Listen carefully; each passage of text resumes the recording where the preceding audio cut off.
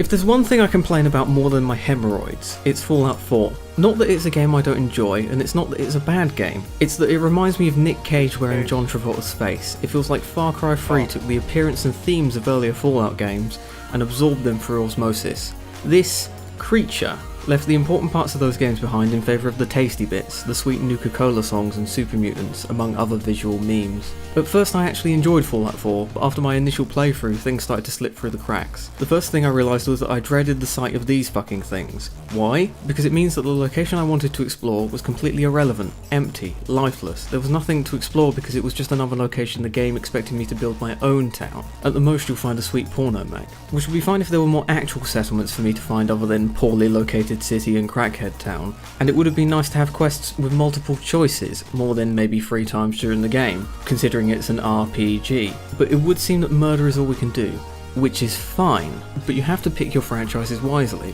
It's a solid open world shooter, and hey, thanks to mods I have over 600 hours on the bloody thing, but it doesn't feel like Fallout. When I play any of the other games, aside the obvious ones, I feel like I have choices, I have consequences. Fallout 2 may be fun because of its charming humour, but the real reason people love it is because of the world, the characters that you can learn about, the choices that lead towards the final boss battle. Fallout New Vegas is not beloved because of the fucking soda brands and big green gimps that live in the mountains.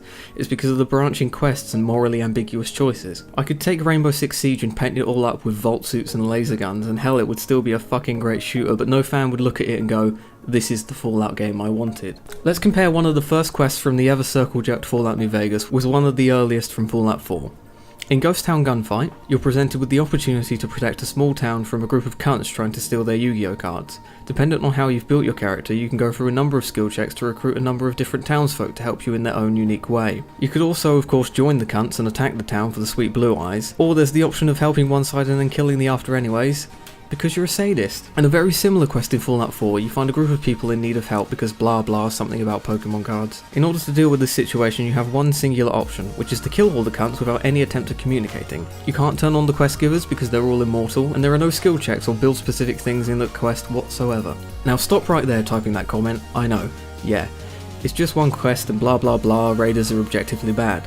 But my point is that these are both similar quests, right from the get-go. They're both representative of what the rest of the game is going to give you. She takes off her pants and says, "This is me."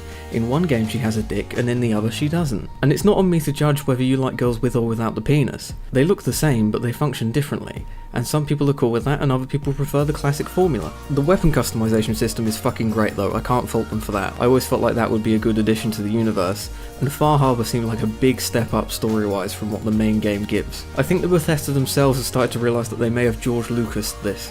I may have gone too far in a few places. Some people might disagree, but honestly I have to give Fallout 4 credit for its companions. Most of them actually feel decently written compared to the other games in the series, and I know people hate the morality system tied to them, but I actually really liked it. It fleshes out the character and also serves as a more effective version of the karma system, because who wants to piss off their waifu? Fallout 4 has its positives and its negatives. Yeah, it's the worst RPG of the franchise, but hell, it's the best house building sex simulator I've ever played.